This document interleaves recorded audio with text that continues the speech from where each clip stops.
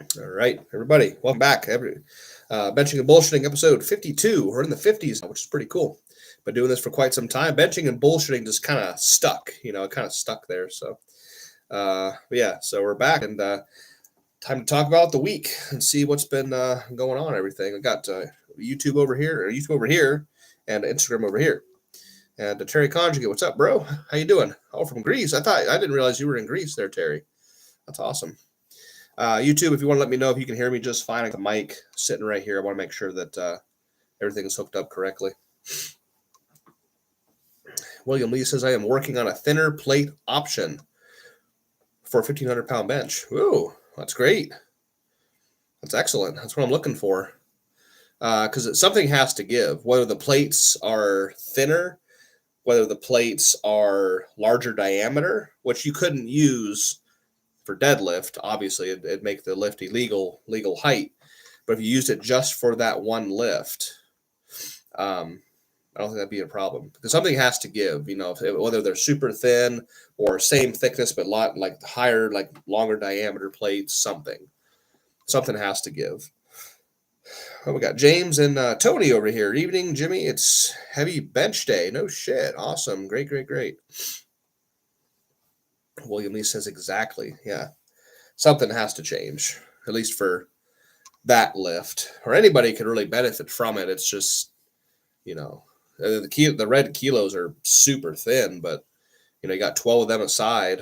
Any bar is going to turn into a pool noodle. Let's see here. James over here on YouTube says, hi, Jimmy. Hope all is well. Just started regular benching again after degloving my thumb. Oh, I think you talked about that last time I was on here. Worked up to 600 for 3. This is 4 weeks after reattached skin on the thumb. Oof. Did your Kolb reverse grip benches too? Awesome. Hope they worked well for you. They work well for everybody that gives them an honest try. Oh, Jesus, 3 a.m. over there. Oh, Jesus. Well, I appreciate you hopping on here. Hope it's not too inconvenient for you. You're 7 hours ahead. That's kind of crazy. So, but yeah, it's been a good week, man. Like I said, I gotta lower this just a hair. Oh, doesn't go any lower. But yeah, so week's been good. Like I said, I've not been benching heavy the entire month of August. However, I did start the break-in process for the Titan F6, a 2-ply F6. And it's going to be a good shirt. And it needs some tweaks. It needs some changes. It needs a couple of things. But once it gets dialed in, got a really nice feeling about it. I think it's going to be the one. I'm not going back to katanas. I've already been very public about that. I do not want to use katanas anymore. I used them for 12 years straight. And I do not want to use them anymore. Single, double, triple. Oh, I do not. So... great squats. Oh, thank you for checking out the squats. Yeah, Patreon and YouTube members get to see everything, all the training I'm doing, including the squats, including the deadlifts. So thank you. That was a nice weekend of squats. I was very happy with that. So next week, if everybody wants to tune in, but hey, we're gonna go straight bar squat next week. And thank you. I like the haircut too. Very nice. It's much more manageable. What's it like to be under that much weight? Well, whatever your current max bench is right now, how heavy that feels to you is how heavy my max feels to me. It's all about adaptation with the CNS and everything. So probably, I'm not going to say 1,400 feels like 300, but like your max is going to feel like a fucking freight train on your body. And that's how it feels to me. So let's see. Terry Conjugate, want to trade my knees for your elbows. I want to squat 800 with wraps. Yeah, I don't know. I like them where they're at. Thomas says, you and the calibrated black plates are only like 4 millimeters thinner than the 2 reds together. So 6x2 plates, that's 24 millimeters. Or barely an inch of space, but that's 6 pairs of 50 kilos. Pricey. Yeah, they're very fucking pricey. And Thomas says, so no, 1,200-pound single-ply bench. I was looking forward to that, honestly. Well, I'm not gonna say I'll never go back into single-ply. It's just right now, I just want to get back into poly, period, and I just want to do two-ply F6. So because if I ever decide to do full power, I want to do multiply. So single ply might happen. It's not going to happen for a while. And I enjoy everything. I have a goal with multiply bench that I really want to hit. So I'm going to work towards that. But the break-in process has been going really well. Interesting thing. I'll leave you with this. I did something different. I've added water to the shirts before. And yes, two ply is considered anything above single ply is considered multiply. That's right. I've done this before where I add water to the chest of the shirt, never the sleeves. When I wet the sleeves start moving around too much on the arm, and it's really annoying. So I wet the chest plate down, the chest seams. Okay, keep the collar nice and high. But if you think about it, like your sweat when it gets into the fabric, that can over time destroy synthetic fibers. So I thought, well, why not just use distilled water? So distilled water has nothing in it. So I added distilled water to my chest plate so that I can still have the wetness, right? The soaking of the shirt with water, but I'm not adding any extra minerals to the material that could potentially help break it down faster. Because our sweat has electrolytes and salt and whatever in it, minerals, and that can break down synthetic fibers like your t-shirts, like your socks. Okay.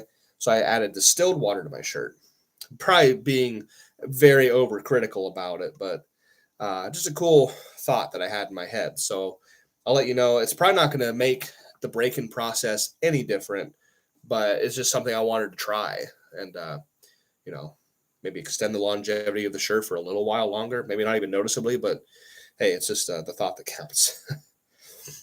Right. So is F6 is same material as katana, but thinner, but 2 layers equal thicker than 1 layer katana, but multiply correct, and also 2 layers of the sleeves for going for 3. Yes, it's all multiply. 1 layer of F6 is 26% thinner than 1 layer of katana. So if you have 2-ply F6, that's 52% thinner. It's half as thick as a 2-ply katana. Yes. Yeah, 2 layers of an F6 is definitely thicker than 1 layer of katana. That's right. Yeah.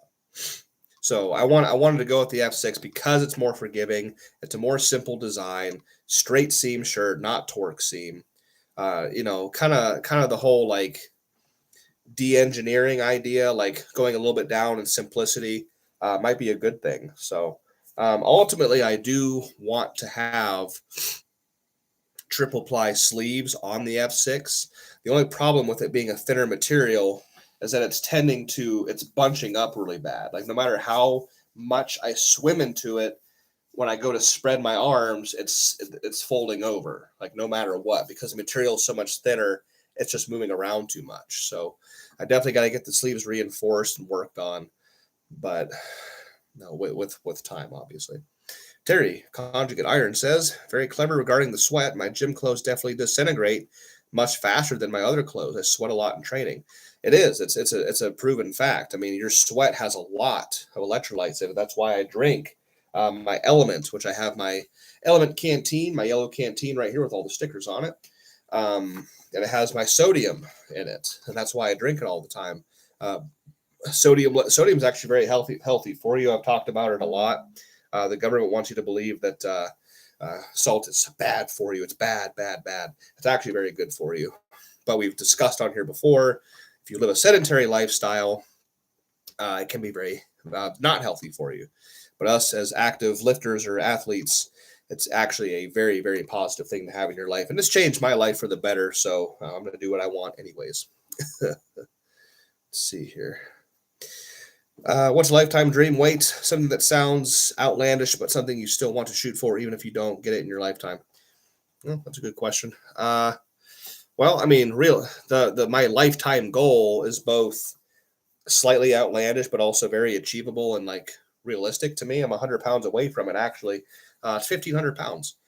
That's my life goal. That's the goal. That's the number. Now, don't quote. I mean, don't take this to the bank because I might change down the road because I'm autistic or something. But that could be the number that I do, and then end on, like not end completely, but like not pursue anything else, like be happy with that number and not pursue anything heavier. That's the number. 14 ain't it. 14 is not it.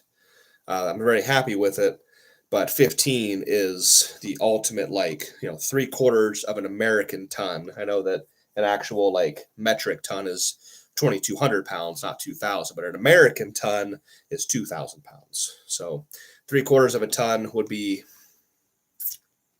yeah, I think that would be a good number to, like I said, kind of like not end on my entire career, but like bench that and then like, okay, not go any heavier. I say that now, then I'll, it'll probably change in the future.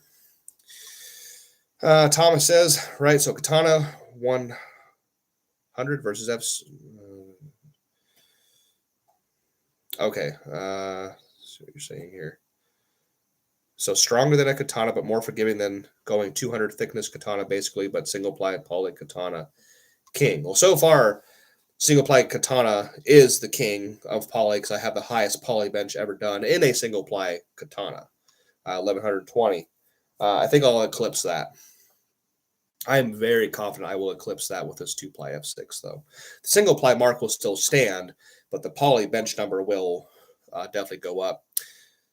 Sedentary, yes, with also a lot of processed foods, low fat-free muscle mass index, and generally also high in trans fats and processed carbs, sugar, and these people often have their health issues also, yes. Let's see. You're definitely the only one capable of it. Well, I wouldn't say that. No, I wouldn't say that. There's, every record is rented. I don't own any of my records. They're all rented. They are for rent. They're meant to be broken. That's why we have them. I think I'm capable of it. I wouldn't say I'm the only one capable of it. There's other people out there who can do it. Absolutely. Let's see. The way to go is like Sean Frankel. Yeah, yep. With all the records at the top and then just retire from an elite level. He did that. He went out with a bang. He conquered the sport and then he just decided to quit. Yeah, he definitely went out the way he wanted to. And that's great. That was excellent. An excellent way to do it.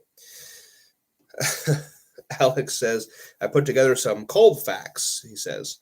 And he says, average weight of an elephant trunk is 300 pounds. They can lift 700 pounds with it. Jimmy is twice as strong as an elephant. Well, twice as strong, maybe, as the elephant's trunk. The whole elephant itself, I think, is quite a bit stronger than that. But yeah, that's great. Put together some cold fact. That's awesome. Terry Conjugate says, records are rented, I agree, but you worked your ass off to get them at that point in time. Donnie Thompson had said something similar. Yeah, I mean, yeah. I'm very proud of what I've done. Don't get me wrong, but nothing's forever. Somebody will surpass everything I've done. The one thing I guess I am going to always have is that I was the first. You had Ryan Kennelly, first to do 800 pounds. Gene, first to do 900 and 1,000 pounds. Meeker, first one to bench 1,100. So I've got the 12, 13, and 14. I'm very happy about it. So I'll be, the first will never be taken away from me. D Love 27 says, I'm struggling with bar placement in my hand. Some say high in the hand, some say low, then wrist straight, wrist tilted back advice, raw bench. You need to carry see where this, I don't know if you can see that callus right here. The bar needs to sit low in the hand. This is your line of force. You want that bar to be directly in your line of force. You carry it high in the hand, you're going to have even if you have your wrist straight, it's still not, you're going to have, eventually the wrist is going to bend backwards. And the bar is going to be back here out of your line of force. So you have to carry the bar right there in the heel of the palm, right there, right in line with the forearm. That's where you want the bar to be. The Alexander says the Blarney Stone weighs just shy of 2,800 pounds. If you can't make a trip to Ireland, just hang upside down off a bench and kiss one of Jimmy's ass cheeks. It's the same thing. Jesus Christ. That's an interesting one, Alex. Very good. Very good. Jack Nerwin says, calories in a day currently to chase records. I've tracked them before. I would say I average on the low end probably about 4,000, 4.5. On the high end, I could probably get about 6,000 to 6,500. It's not like astronomically large amount of calories. Yep, Terry says Kennelly, Tiny, and Gene were absolute monsters. Mendelsohn too. Yep, I mean those four guys.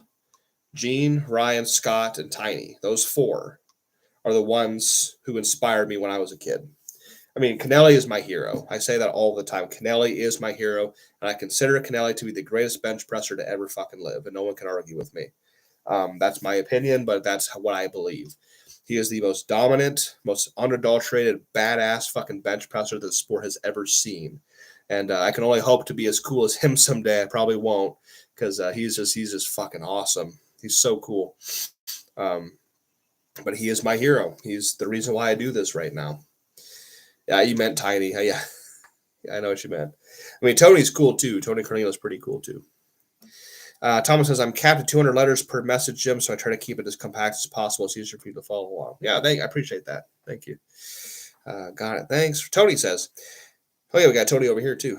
Tony says, hell yeah, I have to count it again, but 635 pounds, not bad for being sick last week, and 52-ish. Yeah, absolutely. That's a lot of weight. That's a big bench. Good shit.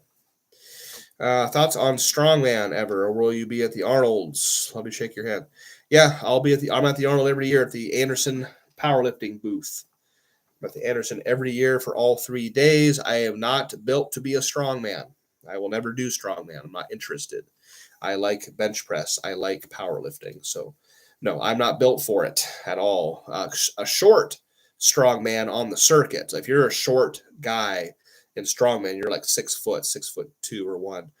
That's short. I'm 5'4". Like I'm not built for it. I have no interest either. That's the thing too. Like I have to be interested in what I want to do. Like, people are like, well, why don't you do this? Or why don't you prove this or do that? Like, because I want to do it. Like, I have to have the desire to do it. I'm not just going to do it to prove a point to other people. That's a waste of time and a waste of life. You know what I mean? So, nope, not going to happen. So, anyway, a little bit of a rant. Alex says the cost of equipment. Jeez, this is awesome. The cost of equipment to outbench Jimmy is $6,925. F8 bars $800. The bench $2,500. Yeah, elite FTS bench. Plates $3,400, $35, and collars $190. Very good. The fact these are great. These are great, Alex. I appreciate that. That's good shit. D Love says follow up second question with the bar low in the hand straight across or at an angle. Oh, the Japanese, yeah, that's the bulldog. You're talking about the bulldog style bench? No, just straight across. I don't like the bulldog angled. That just straight across like that. That's too complicated in my mind. That's an IPF USAPL style of benching that I just think is weird. Let's see here. Let's see. What are some things that you found in your diet and training you wish you knew earlier that would lead you and others to more linear growth on bench? The first thing, some things you found in your diet and training. So the diet part, I wish I had known about calories long ago. I've only been obsessed with protein my entire career up until about 2 years ago. 2 years ago, I started to blow the fuck up because I said, okay, fuck protein intake. Let's just focus on calories.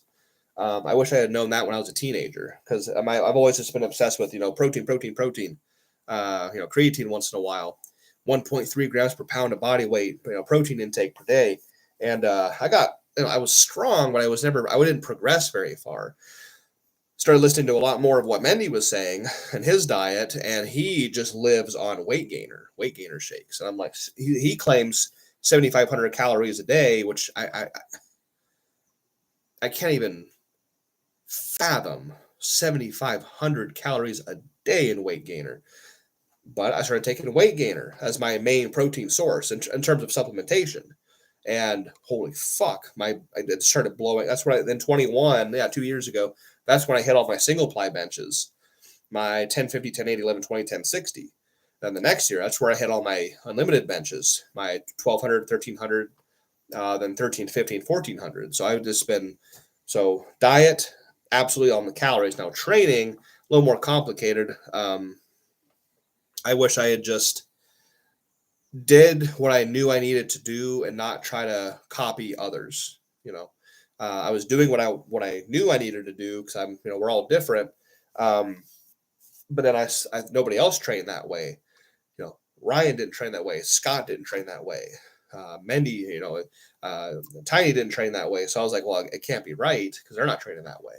So I stopped, and then I started to go backwards because I tried training like them, and it didn't work. So I had wished I had just stuck with what I knew worked for me personally, and not succumb to like trying to be like others and train the way they train. So that's the training part of it. Martinez says, Jimmy, have you ever checked the Russians I can't even pronounce these? Kirill, Serchev, and Sap Ndruha. Have you ever checked? I know of Kirill, but I don't know the other one. I just kind of pay attention to this United States, I guess. I mostly just pay attention to me. So no, I've not checked on either one of them. Let's see what we got here. Barry's on here. How many times have you been in the new 2-ply F6? Twice. And what block height? No blocks, just free floating. I love the F6, even though I can't bench much. I've been in it twice. I'm not using boards at all. I'm just doing the break-in process. So the first workout, I handled 4 plates and 5 plates, 1 set each, about 5 or 6 reps per weight. Just letting the weight sit on the material, just getting these brand new fibers to start moving a little bit, opening up a little bit. Second workout was this past Saturday, and I went up to 500, 5.5, and 600. Again, 1 set each for about 5 to 6 reps a piece. I'll do the same thing this Saturday, break-in process. Could probably go like 6, 650, 7. Just little quarter reps, getting the material to move a little bit.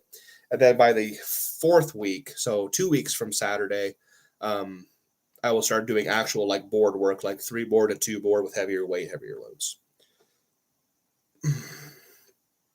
Tony says, hell yeah, wait, no, you already said that one. Okay, cool. No, I am caught up on YouTube. Oops, not yet. Who don't do that? Thank you. Well, end of the live. What direction do you see the sport going as more and more people become involved with powerlifting? Well, it's already kind of happened. It became mainstream. It's not underground anymore. I mean, there are parts that are underground, but it became mainstream. And these kids take, they do 1 meet and they're experts, and they go on Instagram and you can DM them for coaching and stuff like that. So, I don't know. I just pay attention to me. Because and my people, my crew, and my friends, and people that are important to me, the people that I coach, the athletes that I have under me, just friends in the sport. The mainstream stuff, I just kind of ignore. I'm just like, I'm just going to do my thing. You can do your SBD workout 6 days a week, and just whatever. Oh, Jesus. Alex, again, another fact here. He says, weight of Washington Monument capstone, 3,300 pounds. Jimmy's benches, according to Open Powerlifting. Unlimited 1401, single ply 1120, multiply 1035. That's kind of pathetic. I got to work on that one. Total 3,556. You're killing it tonight, Alex. That's fucking awesome. Mothman, advice for coming back after a few months off. Do not try to see how much you can do. Just start bodybuilding, basically. High reps. Set to 10, 15. Get a pump going.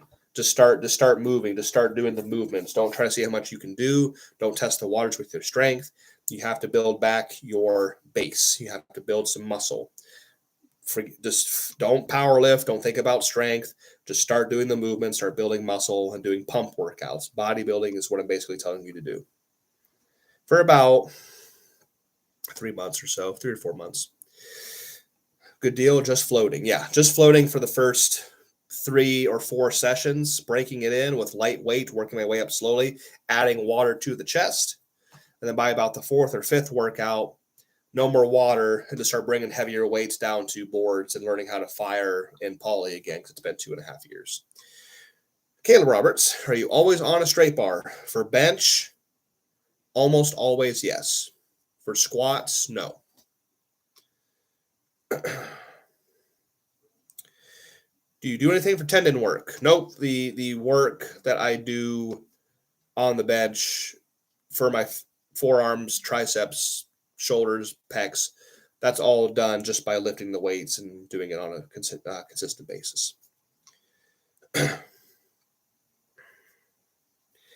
Eric Schneider, does the low collar and that heart is so fucking annoying. I can't see.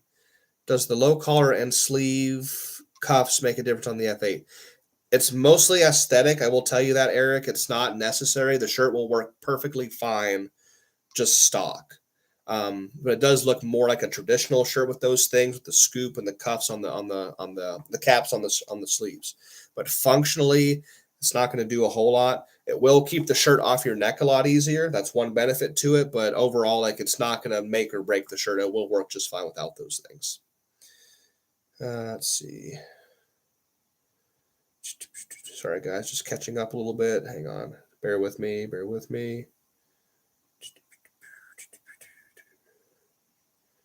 All right, cool. Terry says, I'm almost done with the questions. We'll let you know about the interview soon enough, bro. Thank you, Terry. I appreciate that. I'll be looking forward to it. You have to work your forearms, right? Yes, Caleb, I do. I found that out the hard way. My weight started to go up and up and up on the bench.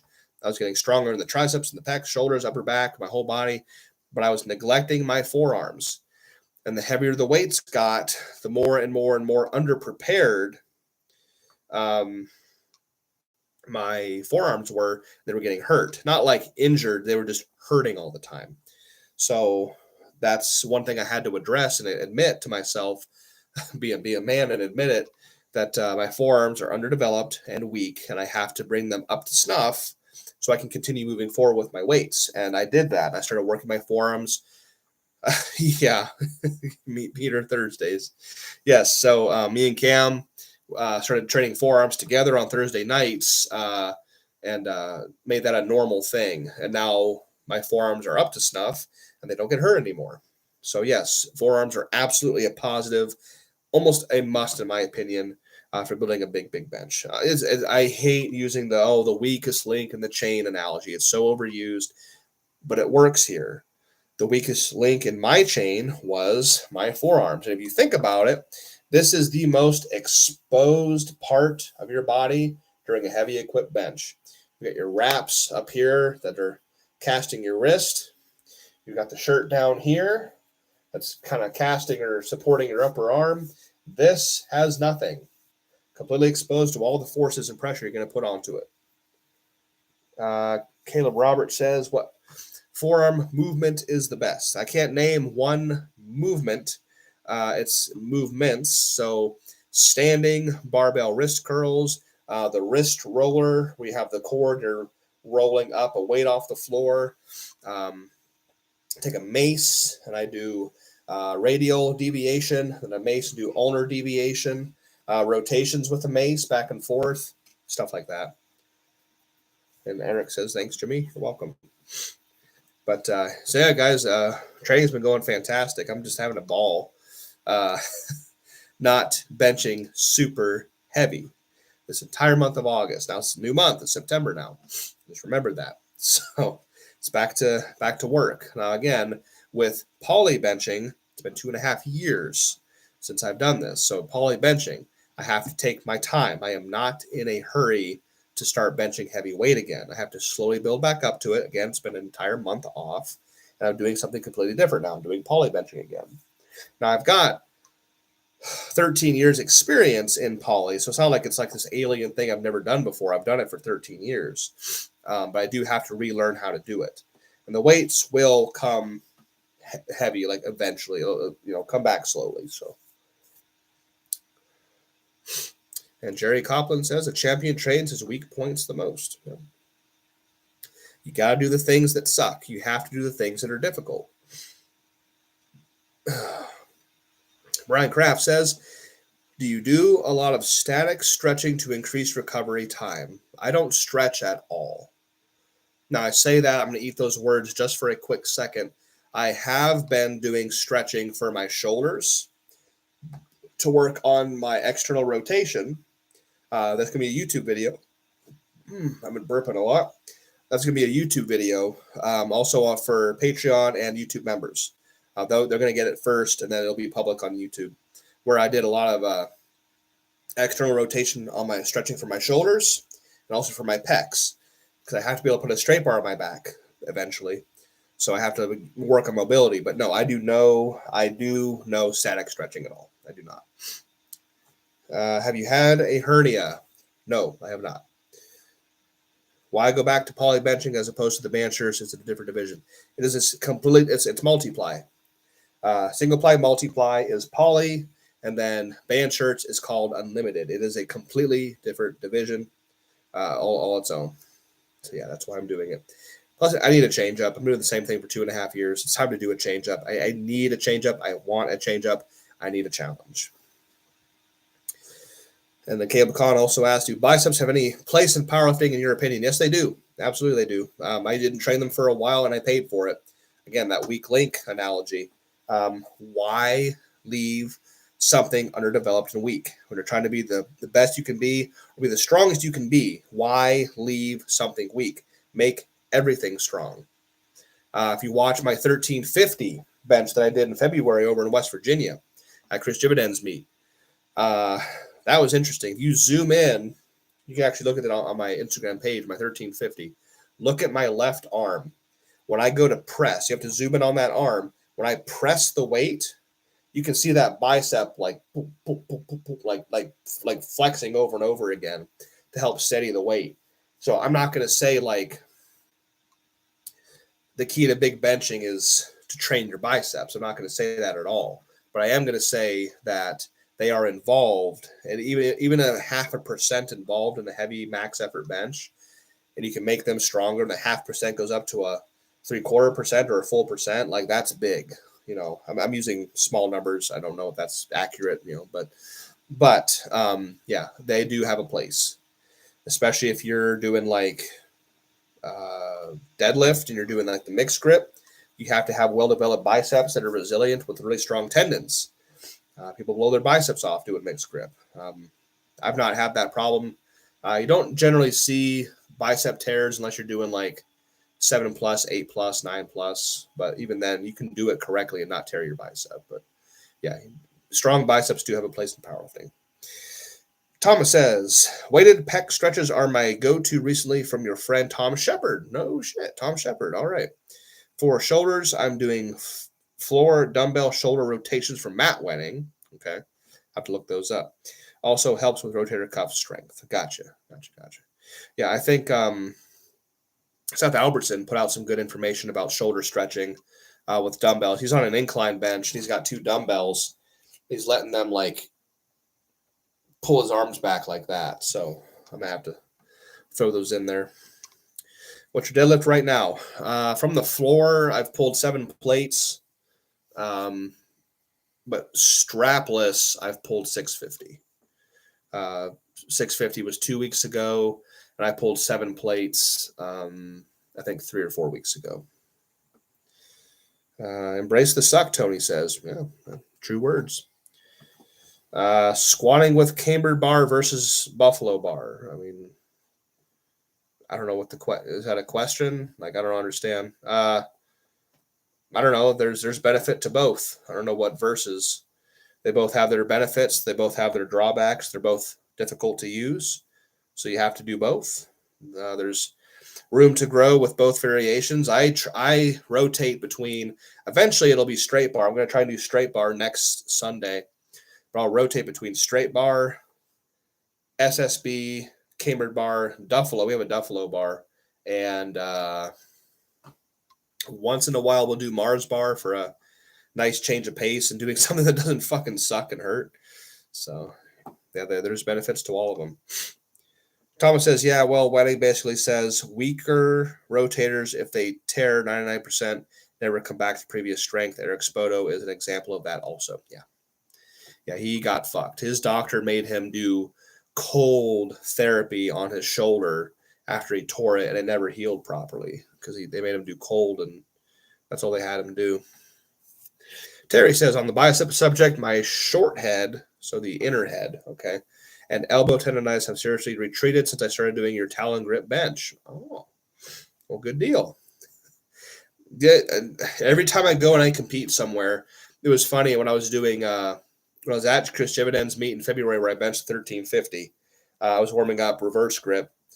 And I was only doing like a plate. And I sit up off the bench, and there's like a semicircle of guys just like watching me like that. And I was like, hey, that's magical right there. I highly recommend every single one of you try it. You know, it anatomically speaking, it is the superior way to bench. It's the natural grip for the way we're built.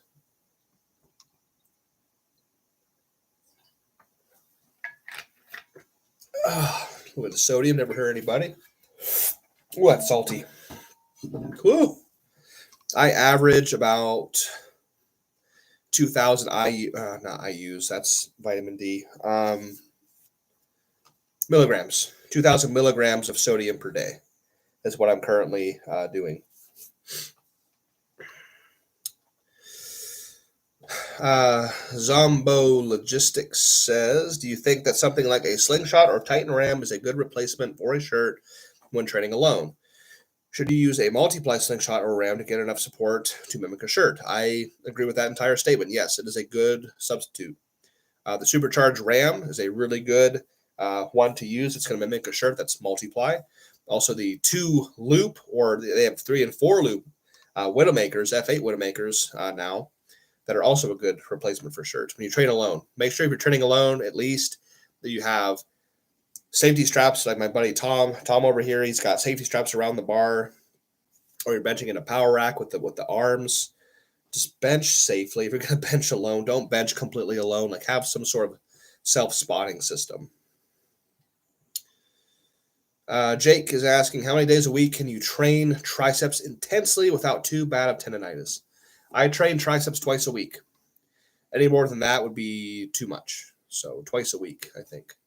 One day on my shirted bench days, I do more right now I'm doing more volume work for triceps. And then on Wednesdays, it's kind of my more like heavier tricep day. I might switch it eventually. It's just the way it panned out this week.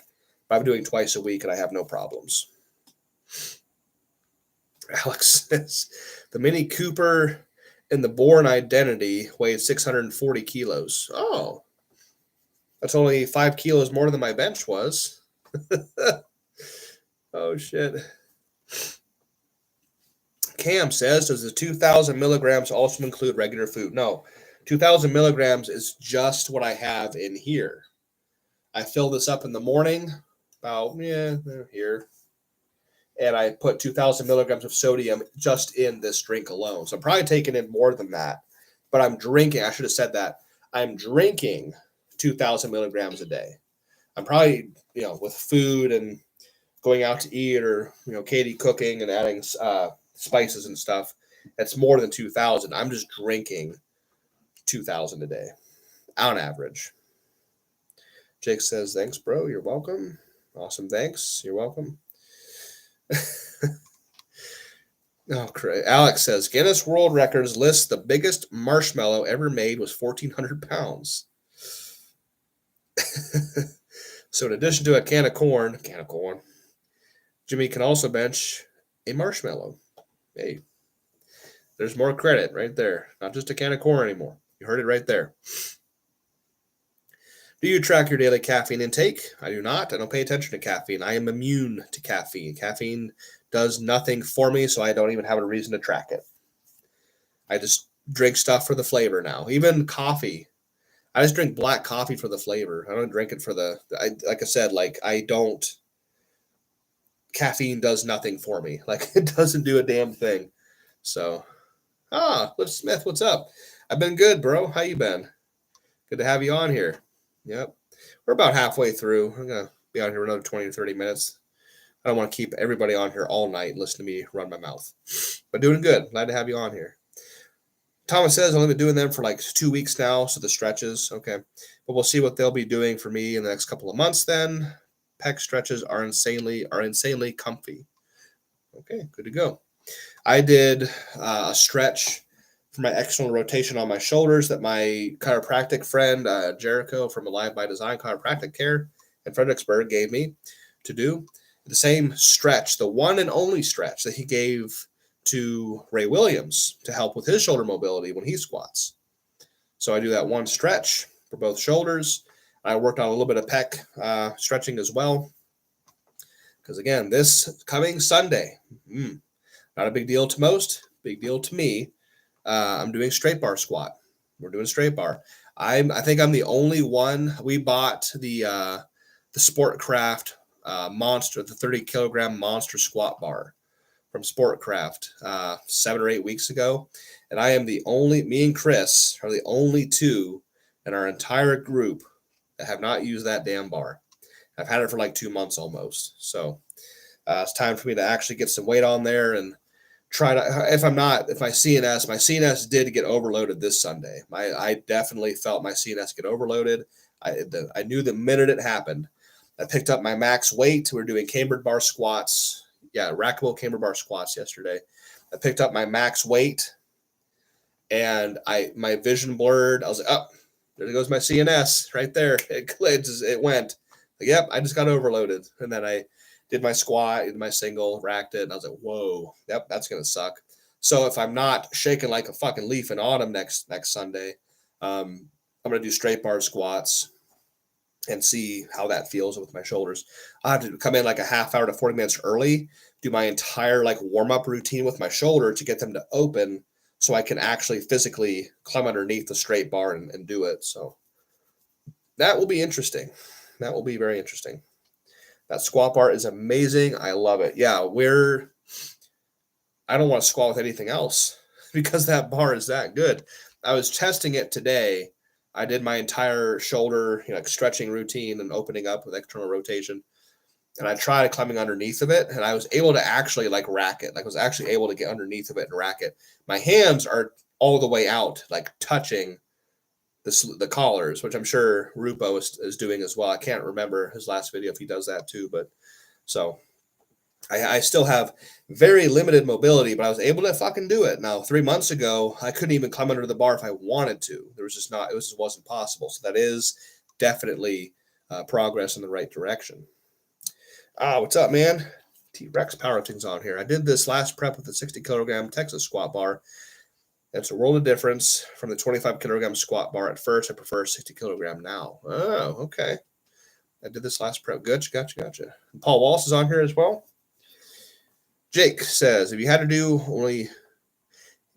choose only doing push down variations or skull crusher variations, JM or rollback, for the rest of your career, which would you pick?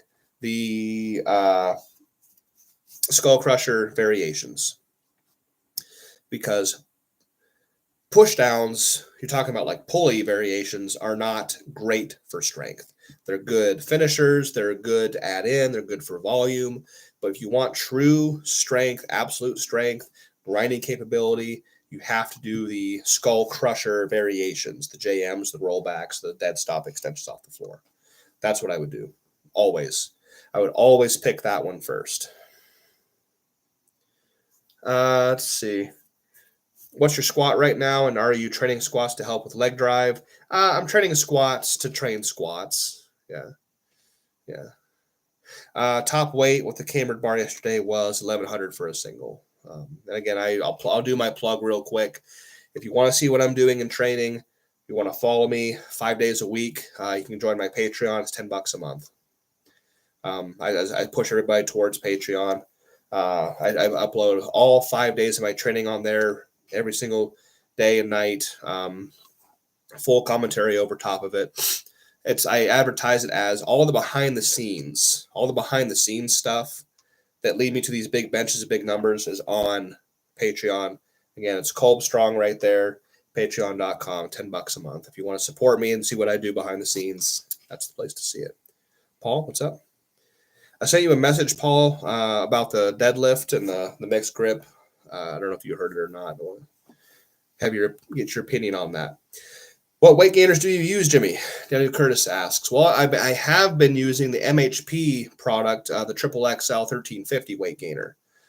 It's getting a little expensive. I just ordered off Amazon. Hope that doesn't shoot down some brownie points, but I'm trying if anybody has any experience with the Mutant brand, the Mutant has a 15-pound bag of weight gainer. They had pretty good reviews. Chocolate fudge brownie was the flavor I chose. Was it a triple chocolate or I want to trust a product that says it's chocolate peanut butter. But every time I get a chocolate peanut butter product, it tastes like fucking just dog shit. So So I went with the chocolate fudge brownie. But yeah, it's Mutant. That's the brand. So hopefully it's good. I don't know. It'll be here by Wednesday. So 15 pounds. I mean, that's quite a bit, right? Yeah, Rupo is at the collars. You large, stiff bastards have no other options. Yeah. I'm a 5'5", or 5'4". I have no excuse to be that far out on the collars, but I have no other option. I'm so goddamn stiff. Terry says, been doing skull crushers on incline. It's easier on the elbows. Allows me to go heavy in them too. I do JMs on incline all the time. I love incline JMs. I'm trying to get back to my heavyweight again. That movement hurt me about 2.5 years ago. So I kind of stayed away from it for a while. I'm bringing it back into training slowly. But yeah, I do all my rollbacks. My rollbacks with dumbbells, I do all of them on incline, actually. I just feel it more that way. Plus, I get more range of motion with dumbbells. When you go flat and you're thick and short arm like me, the range of motion starts to disappear. But if I go on incline, I gain range of motion with my dumbbell work. Oh, Taylor's on here. What's up, Taylor? Okay, I'll eat my words. Redcon 1 peanut butter cookie MRE is fire. Yes, I will. Okay, that's the one exception. Thank you for reminding me. Like I said, I'll eat those words. I have tried the Redcon 1 peanut butter MRE, and it was good.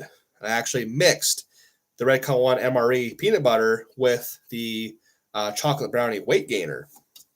Chocolate peanut butter. Mix those together. That was excellent.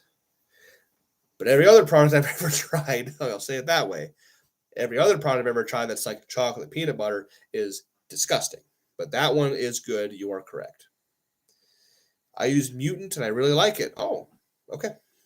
Good to go. Paul says for some reason it won't play. Hit me up again. I will. As soon as my live is over, I'm going to message you again because I need your opinion on something. Inverted person says, when is the Mohawk coming back? Guaranteed to add 10 pounds to any lift. 10 pounds? That's not enough. It's going to be a while. It was just too hard to take care of, and we just don't want to have to fuck with it. So I'm just going to stay bald for a while. Alex says, the Mutant Coconut Cream Mask. Coconut cream? Ooh, my God. Mixes awesome with iced black coffee. Ooh, okay. Gotcha. Yeah, okay, so far that's 2 for positive on the Mutant brand. That's good. He needs me to stash with it another guaranteed 20 pounds. No, I want to stay married, so I got to keep the stash off of my face because Alex says, "What? The facts are? You need to write these down." And these are awesome, Alex. 1 kilo of gold is worth $62,600. Jimmy benched $39,751,000. They're killing it, man. This is awesome. Inverted person says, Jimmy, get your ass out to Rupo's gym for a seminar. It'll sell out in 6 seconds. Well, it's a bit of a drive. It's yeah, it's one motherfuck. It's a motherfuck of a drive. Um, oh Jesus Christ! And the unfortunate thing is, well, it's just the way things are right now in this country. But we had to raise our price a little bit, so it's not going to be what I charged last year. It's considerably more, but um, we'll talk. We'll talk. Oh Jesus. How many jimmies does it take to lift the Federal Reserve? I'm sure Alex can figure that one out too. uh, bald is beautiful. No, no. Takes one to know one. Oh yeah. Well, it's up in Boston, right? Inverted. One motherfucker's a hell of a distance. I mean, we came there. We came up to Mass Iron last year and took Katie to Salem and hung around there for a night, and then came down to Mass Iron, did a seminar. I was only charging $500 at that time. It's quadrupled. I have to. My going rate has gone up a little bit to about $2,000 for a seminar, but that's no minimum head count, no minimum time, no maximum time. It's just like as long as you want. We can work out afterwards. It could be 2 days if you want it to be. So I usually charge $2,000 plus at least 2 nights in a hotel. That's my going rate. I hate doing that. I wish I could do it for free if I was made of money, but it's the way it has to be right now. Let's see, he says Worcester, Massachusetts. Yeah, because Boston, that was about almost a 10-hour drive for us. So I don't think we'll be able to, logistically speaking, we might not be able to make that happen. I really wish I could. It's just too far. And the amount of trips we have coming up November to October, it's not going to happen. Damn, that's such a far drive. And New York sucked. We had to go around New York City. Oh my God, those people are fucking cutthroats on the interstate. Jesus Christ. I mean, people around in Virginia are known as some of the worst drivers in the nation because they're all freaking stupid on the roads. New York, it was like they were driving fast and erratic, but people knew what the fuck they were doing. You know what I mean? Like, it was totally different. Paul says, when you're freezing your ass off this winter, think how nice a Florida vacation would be. Well, yeah, I mean, I love Florida. I love coming down there. I've been down there 3 times in the last 2 years. I've been to Texas like 4 or 5 times, but Florida about 3 times. And every time we come down there, we love it. It is so nice, and the people are so nice. So much nicer than they are around here. Another Alex. What we got here? There are 30 NFL stadiums. If you were to flatten that 635 kilos into gold leaf, it would cover 17 and a half of them. Alex has some nice, very, very interesting facts for us tonight. I'm hoping you're all enjoying them. That's awesome. 2K is completely worth it. Charge what you're worth, man. It's more not. I don't even think I'm worth that. It's just looking at the distance, the cost, boarding the dog, having people look after the cats, just that kind of stuff. That's what it comes down to. Is just what it's going to cost for us to do it, and then get a little bit of profit out of it. It's not like I'm worth that. It's just like what we have to charge because it's just really expensive to travel right now. Like really stupid. Worcester. Oh, you guys are talking about the Worcester. That's how you say it, right? Worcester. I'm from the Midwest, so okay. Here we go. I got Thomas. Okay. Speaking of weight gainer, I found a way cheaper one of them, like 98% of all the brands. I'm paying $45 for 13.5 pounds, but sadly only ship in Europe. Ah, damn. Well, I'm glad you found that. That's a good source. That's excellent. Any long-term goals regarding a multiply total? Not necessarily. I definitely want to start training for it, and kind of having some fun with it and doing something a little bit different. Yeah. Jesus. Alex, here we go. Alexander Amon says, that vending machine you buy sodas from weighs 700 pounds. That's what Jimmy held in one hand. So one in each hand, 700 pounds on each side. Cool, guys. Hey, I've got my 2-minute warning coming up. Sometimes Instagram has that where it says I got 2 minutes, but then sometimes for a while it's like I can talk unlimited amount. It's weird. But it's something I got 1 minute and 40 seconds left. I will keep talking on YouTube for a little while. So if you want to hop over to YouTube, I'm going to continue the live stream on YouTube. If you want to keep talking, that's fine. If you don't, I will wrap this up here for Instagram. Thank you all for joining me here tonight on Instagram for Bedjig and Bullshitting, episode 52. Yep, we're in the 50s now. Again, Patreon, if you want to watch what I do, $10 a month. If you don't want to get on Patreon, it's on YouTube members as well for $10 a month. Yep. Anderson Powerlifting right here behind me, your powerlifting superstore for anything you can think of in powerlifting, gym chalk, wraps, knee wraps, elbow sleeves, knee sleeves, bench shirts, deadlift suits, belts, straps, ammonia. You can get it at AndersonPowerlifting.com. If you use code Kolbstrong right there, Kolbstrong, my Instagram handle, you'll save 10% at the discount at the checkout. That's not a commission thing for me as an athlete. It's just saving you 10% on your order. It works for everything in the store except for the F8 Sportcraft bench bar. It does not work on the bench bar. It works on everything else, though. So again, if you want to get anything at AndersonPowerlifting.com, save some money, use code Kolbstrong. So until then, hey, everybody, have a good rest of your night. I'm going to continue the live stream on YouTube just for a little bit. If you want to keep talking, hop over to YouTube, and we'll talk for about another 10 or 15 minutes. But I'm on here every Monday night at 8 p.m. Eastern Standard Time. Have a great week, and we'll see you then. All right, guys. So Instagram is done. Let's keep talking to Thomas here for a little bit. Maybe interesting for your followers. Brand name is High Tech Nutrition. That's an interesting name. High Tech. Interesting. So I've always used the MHP. The MHP. I was actually sponsored with MHP for 3 years. I was an MHP athlete. It was fucking awesome. And they took really good care of me. And they have the triple XL 1350. They come in a 6-pound jug or a 12-pound bag. And I was going through 2 12-pound bags a month for like 4 or 5 months in a row. And it was really awesome. And I gained a lot of weight, a lot of muscle.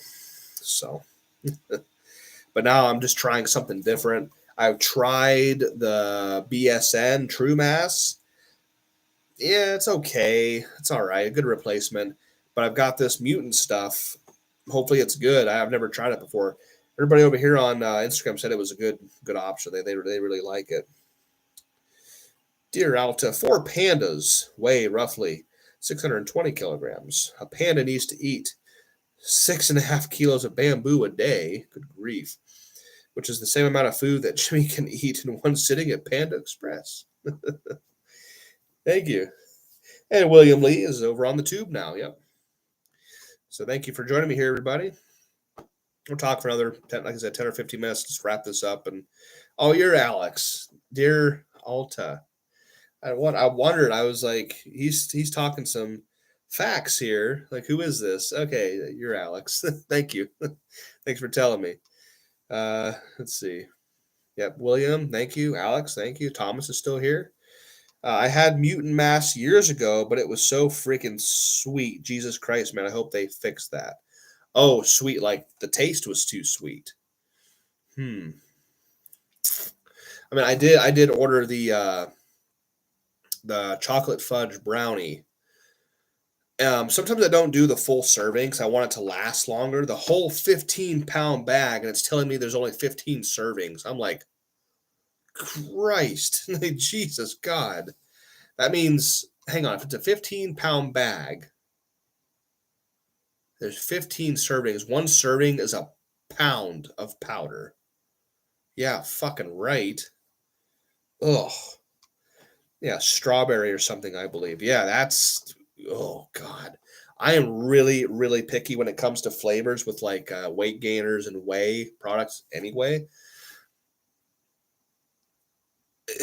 And there's a company, I can't remember the name of it, but they came out with a protein, a whey, and it was the flavor was bubble tea. Bubble tea is their only flavor. And I was like, yeah, I don't know about that. Like my way, my shakes need to be something like vanilla or chocolate. If it's too of an exotic flavor, like it's not like whey is just I don't know. I don't want my whey to be like fruity or you know what I'm saying, or like oh, birthday cake. Oh my god. Oh Jesus. Birthday cake is one of the worst flavors you could ever make a protein product. Like birthday cake. What's the other really nasty fucking one? Birthday cake and funfetti, like all those. Jesus Christ, cookie dough. Okay, that should be good. Cookie dough should be good. William Lee says I can only do chocolate. Yeah, yeah. That's at 1 pound per serving, so that's like 2,200 calories per serving. Yeah, I'll probably just cut that in half. Like I'm only looking for like one shake to be about 1,000 calories. I don't need the whole damn. You can't even mix that. Like a pound of powder is an enormous amount of powder in the pudding mix. Tony, I know, dude. I'm sorry, man. That's never got around to it. And Alex says glazed donut. That even that man. I had a glazed donut bar. It was by It was at one of the PXs on Quantico when I was still in the military. They had a glazed donut like protein bar. I spit the fucking thing out, threw it in the trash. I'm like, what a waste of money. I don't. My flavors like William Lee. I also have a peanut butter milkshake and it's good. See, that's the thing I was talking about earlier. Like I've had like chocolate peanut butter flavored protein products and they're just horrible. Now, if I take the chocolate fudge brownie, which is the flavor I just ordered, um, I've added like a scoop of my own peanut butter, like out of the jar, and mixed that up. That's really good. But when a flavor comes, like I tried one of Ronnie Coleman's, one of his King Ways, and it was peanut butter King Way, and it was horrific. I'm sorry, it just. Ugh. But if I add my own peanut butter from my house into the shake and then mix that, that's okay. That's okay because I'm adding it separate. You know what I mean? Thomas, yeah, I just use like a half a scoop away, 100 grams, 2.5 ounces of weight gainer. Okay, and about 100 to 125 grams of oats. Ooh, yeah, and some nuts or MCT oil. So that's the thing too. I got to be really careful. I can't drink things that have texture. It just I can't do it. I don't know what it is, but if it has texture, like I tried drinking I tried to go full like Redcon 1 at one point. I just like I dummied down. I'm like, okay, fuck ordering protein from this company, carbs from this company. I'll go full Redcon 1. I'll embrace their their their militaristic, like, because I was a Marine. I'll try it. I had like 6 of their products, all really good stuff, all high quality stuff. But their protein, their weight gainers have a very gritty texture to it. And I can't drink things with texture. It just it hits my mouth, my throat, I spit it out. It has to be nice and smooth. We have a NutriBullet. So I'm like, that shit's fucking going, 1,000 RPMs or something, just, and it still had texture to it. So, whew, man, William Lee, peanut, honey, and frozen fruit was all good to add. Frozen fruit. Again, if it doesn't have it, honey, obviously no texture. Peanut butter, if if you mix it enough, there's no texture. But the fruit, it might be all right. Might be all right. Terry Conjugate Iron says, I need to hop back on weight gainers as well. Been a while and I'm struggling to stay at 295. Greece is too hot for perma bulking. Yeah. The weight gainers changed my career forever, man. Like I said, fuck the protein intake. How many calories am I taking in a day? Because Mendy was always talking about his calorie intake. He was saying when he was at his prime, I say Mendy's prime, when he was a 700-pound raw bencher, benching over 1,000 in gear. 2007 Mendy, 2008 Mendy, 2006. He was saying 12,000 calories a day, and 7,500 calories of those calories was weight gainer. I mean, so I started looking at that like calories, and then my strength just went through the fucking roof. William Lee says, soak the oats in water, blend, then add in the protein. No texture. And oats have a lot of carbs. Is that the reason for the oats? And yeah, Terry Thomas was talking about his high tech nutrition weight gainer. It's like really cheap, like $30 to $40 for like 12 pounds. Alex says the Dimetize Fruity Pebbles. Oh man, tastes exactly like the cereal. Not surprising because Post owns Dimetize. Oh, they do now. I did not know that. I wonder why I see some of their protein canisters with like cereal on it. Like, oh, that must be like a branding thing. They better be careful. That makes they own Post owns it. No shit. That's what I mean. Like my whey. Oh man, I just can't. I can't drink whey. Like protein powder in my brain has to be chocolate or vanilla. Like or slight variations that kind of deviate off of those two flavors. Like chocolate peanut butter, if it was good, I mix my own peanut butter with it. Or I had a Jim Stepani. He made a whey, and it was vanilla peanut butter swirl. Yeah, not chocolate peanut butter, vanilla peanut butter swirl. Not terrible. His texture is a little bit too much for me too. Plus, his protein content per canister and scoop is not actually that high. Doing some research on it, so I kind of stopped taking his stuff a while ago. It was just really expensive. Okay, yeah, he says. Okay, Thomas. Okay, yeah, high carbs, low sugar, also fibers and some protein, fat free, basically. Gotcha. Terry says, okay, Zuki, what's up, man? Yeah, chocolate or vanilla. Never had any luck branching out. Yeah, it's. I've tried fruity one like strawberry. I had, holy shit. What did I try? Oh, it was like 4 or 5 years ago. And it was God, I'm not going to remember what it was. It was a Fruity Pebble flavored protein something. And I'll be damned, it really tasted like it. I don't know if it was a drink or if it was hell, I'm not going to fucking remember. I've just not had any luck with like odd flavored proteins. It has to be chocolate or vanilla. Thomas says just be sure to check if your wallet allows. Oh, you're talking to you're talking to Terry.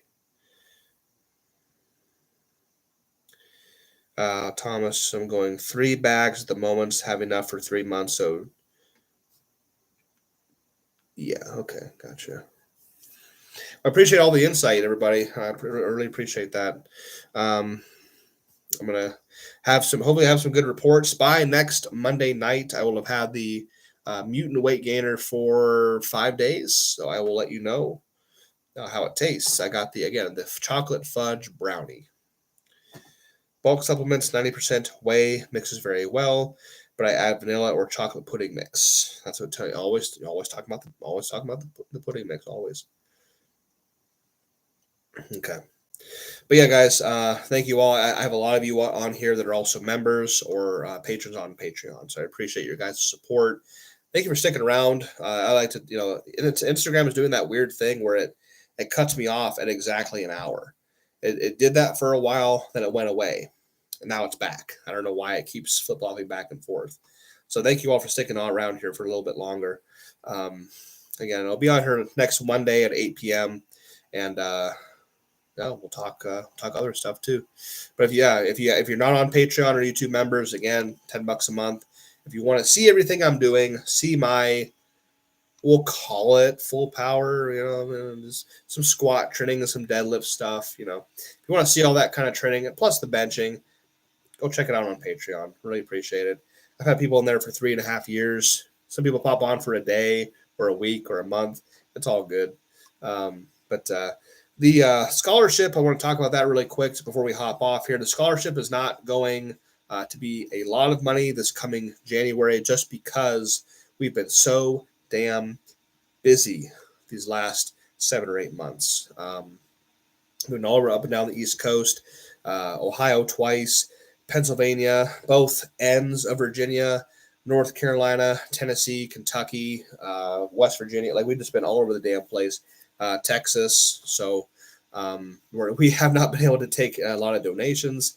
We've not been hosting any fundraising events. So right now, I think we're sitting at like $2,000. So we are going to be able to sponsor at least 2 athletes come January 1st. So we'll take applications. We'll have 2 athletes we can sponsor. It's not going to be 12 like it was last year. It's not going to be 3 like it was the first year, but it will be at least 2. So we just don't have the time right now to host events. We're going to be all over the damn place October, November. We got the Swiss Symposium. We got the American Pro over here in Manassas Park. We've got the Wabda Worlds in Vegas. We're going to be all over the damn country for the next 2 months. We got the women's. We got the not the pro-am. We got the North of the Border meet up in Cincinnati. I think technically it's in Kentucky, but it's near Cincinnati. So it's gonna be a trip. So thank you all for hopping on here, sticking with me to the end.